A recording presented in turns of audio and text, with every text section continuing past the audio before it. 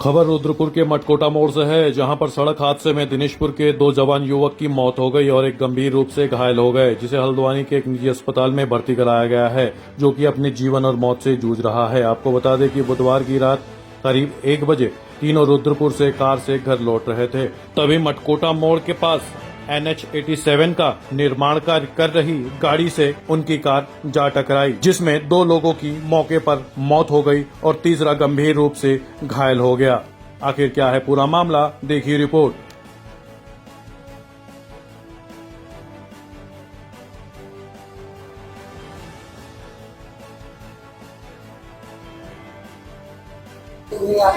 ये कल रात की घटना है। कल बुधवार की रात को ये 2 युवक तो वार्ड नंबर 5 का है, गोपाल मल्लिक और दीपू ढाली, और तीसरा युवक है वार्ड नंबर 4 का रहने वाला है, दिनेशपुर, उसका नाम है सोनू सरकार।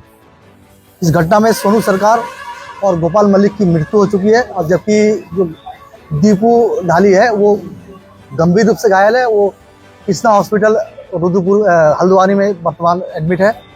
ये लोग कल रात को जो है, जैसे इन्होंने घर पे बताया कि इसके एक मित्र जो है, गोपाल के एक मित्र के जो बहन की यहाँ पे डिलीवरी हो रही थी एक प्राइवेट को या यहाँ पे जिला हॉस्पिटल में, तो ये लोग ब्लड देने के लिए तीनों लड़के कार पर सवार होकर यहाँ पे आए थे, और ब्लड डोनेट करने के बाद ये लोग घर लौट रहे थे। नेशनल हाईवे जो है निर्माण कार्य चल रहा है, ये जो दिनेशपुर की ओर जाता है कट, उस कट के पास जो है एक वाहन, वहाँ पे हाईवे का ही वाहन जो सड़क निर्माण कार्य में लगा हुआ है, वो सड़क के किनारे मतलब लापरवाही से रखा हुआ था, उस पर ये कार जाके टकरा गई।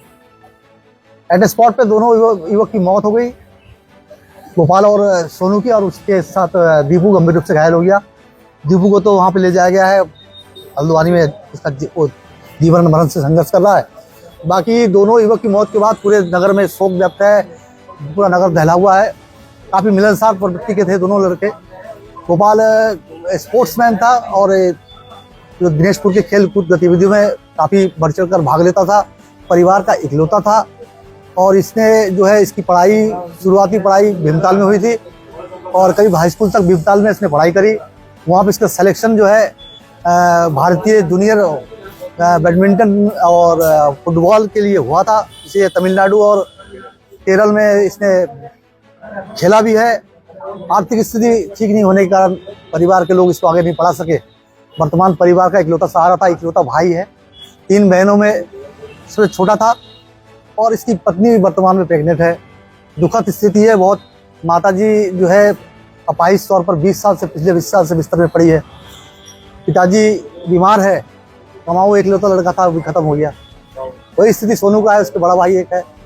बाकी पारिवारिक स्थिति माँ बाप है, सब लोग मजदूर किस्म के लोग हैं, अपने दिहाड़ी मजदूरी करके अपना परिवार पालते हैं ना।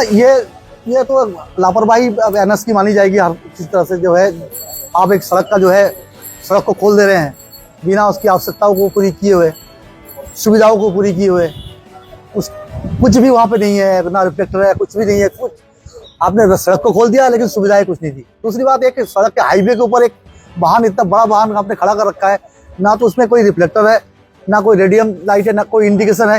रात को अगर कोई वाहन आ रहा है स्पीड में, भाई हाईवे पे गाड़ी स्पीड में रहती है, अगर उसमें कोई रिफ्लेक्टर या कोई रेडियम भी लगा होता तो उसको दिख जाता कि भाई सामने कुछ है। वो ऐसे आके टकरा गया। अब तो वास्तविकता क्या है वो तो जो घायल लड़का है वो बता पाएगा, लेकिन हाईवे की गलती तो है। अगर इस तरह से मतलब सुधार नहीं हुआ तो ये ऐसे हाथ होते रहेंगे। दिनेशपुर के 2 लड़के थे, गोपाल मल्लिक और सोनू सरकार।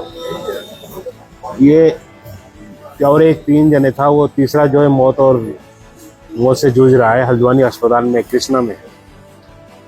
कल शाम को ये लोग कहीं ब्लड डोनेट करने आए थे, शायद डोनर को दिक्कत हो गई होगी, इसलिए घर पर वापस जा रहे थे।